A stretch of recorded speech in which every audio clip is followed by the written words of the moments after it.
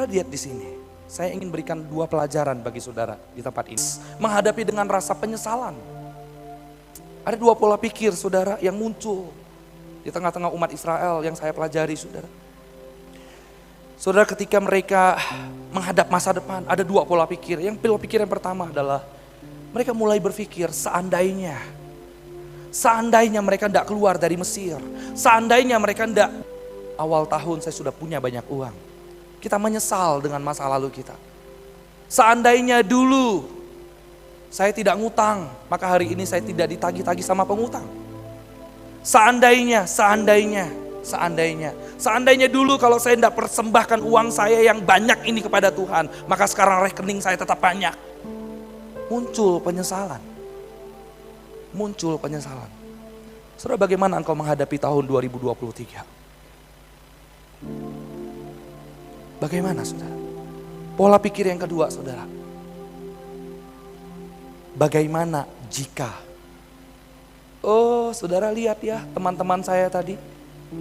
Mereka sudah perang belum melawan orang-orang Kanaan? Belum. Mereka hanya melihat, mereka hanya tahu orang-orang Kanaan tinggi besar. Mereka belum berperang, tapi sebelum berperang mereka sudah, kita kalah. Bagaimana jika kita nanti dikalahkan? Bagaimana nanti kalau kita dimusnahkan? Bukankah kita akan dijadi budak lagi? Saudara, bukankah hari ini juga banyak orang, saudara, ketika menghadapi tahun yang baru, juga menggunakan pola pikir yang sama? Bagaimana kalau BBM nanti naik, tapi gaji saya tidak naik-naik? Pengeluaran saya makin besar, pemasukan saya makin kecil, bagaimana hidup saya? Bagaimana kalau nanti tahun 2023 saya diserang penyakit? Bagaimana nanti kalau 2023 saya kena COVID-19? Bagaimana kalau nanti 2023 ada virus yang lebih hebat lagi daripada corona? Bagaimana? Saudara, ketika kita berpikir tentang orientasinya kepada masa depan, itu membuat kita makin khawatir. Kita makin cemas menjalani masa depan. Dan akhirnya kita menjalani hidup tidak damai sejahtera. Amin. Oleh sebab itu saudara, pelajaran dari bangsa Israel, teman-teman saya ini saudara, saya pengen sampaikan kepada saudara yang hari ini datang. Kita bukan berarti gak boleh ingat masa lalu, setuju? Kita boleh ingat masa lalu, boleh.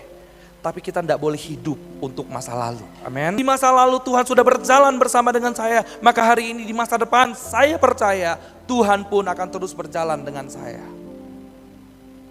Saudara, maka jangan terus mengingat masa lalumu. Semakin kita hidup untuk masa lalu, semakin kita berusaha untuk menyesal dengan masa lalu, saudara. Kita akan terus tenggelam dan kita tidak pernah berubah jadi orang Kristen. Inilah yang terjadi dengan teman-teman saya, umat Israel. Mental ingat tentang bagaimana mereka lebih enak di Mesir, lebih nyaman di hidup di masa lalu. Tapi mereka lupa bagaimana Tuhan sudah beserta dengan mereka. Tuhan menjaga memelihara 400 tahun di Mesir. Tuhan menjaga memelihara 40 tahun di padang pasir. Itu mereka lupakan.